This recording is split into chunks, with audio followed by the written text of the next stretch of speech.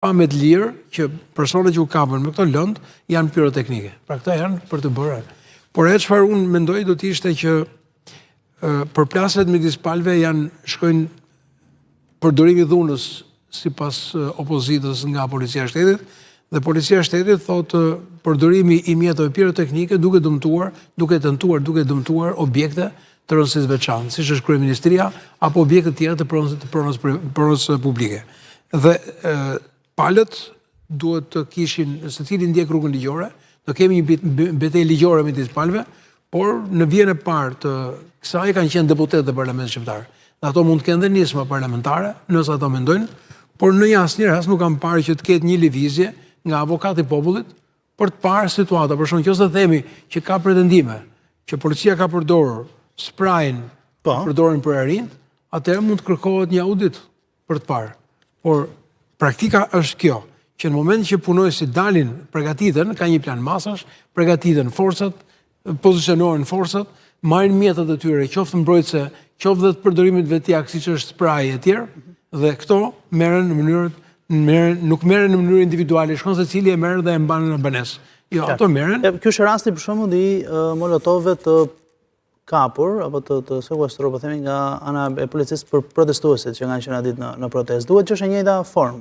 Këtë kemi komentuar së bashku herën e kaluar, pra është njëjta formë prodhimi ose organizimi i saj. Referimi në prokurori i provave dhe kalimi në gjykatë për të marrë masën e sigurisë, patjetër hetimi do të vazhdojë. Dhe për aq kohë sa jemi ende në moment që nuk kemi deklarata zyrtare, por kemi vetëm deklarata nga policia dhe nga pjesa e protestuesve, duhet të presim për prova. Por ajo është shumë e qartë në momentin që hidhen lëndë të tilla, ajo flaka që krijohet, flakadana që krijohen e tjerë, duhen parë çfarë lloj lëndësh janë, por sidoqoftë është përdorim e forcës. Për aq kohë sa sulmon forcat e sigurisë.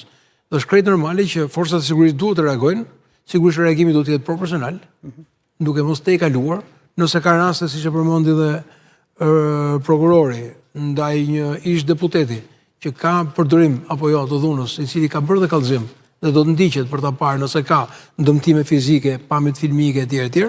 Dhe mund të kemi tejkalim apo jo të personave, po jo të strukturës. Kështu që këto mbeten për të parë në vazhdim. Ajo çfarë nuk do të dëshirohet të ndodhte, do të ishte që të mos kishin protesta të tilla, sepse protestat të tilla sigurisht nuk e ngrenë, po themi, ato që quhet pjesëmarrjen masive të njerëzve. Sepse pjesëmarrja masive e njerëzve të gjithë janë të interesuar dhe ka shumë probleme për të krijuar dhe për të dalë në protestë. Është e drejtë demokratike e një force politike, pavarësisht nga pozicioni se kush është në opozitë, që të protestojë problematika që ka. Ndaj korrupsionit, ndaj taksave, ndaj naftës, ndaj kostos jetës, ndaj... Por kjo formë nuk frymëzon. Unë në këndvështrimin tim mendoj që nuk është rruga e duhur, sipas këndvështrimit tim. Unë nuk përbëj një element politik dhe mund të marr dot për të marrë analizë një forcë politike e cila ka strategjitë të saj, por si qytetar dhe si dashamirës do të dëshirohet të kishte forma tjera të protestës të cilat mund të arrishin më shumë masivitetin, të mund të arrishin më shumë forcën e dinjitetit të një strukture politike e cila pretendon të vinë pushtet. Karanja, para se të kaloj tek strategjia e tjetër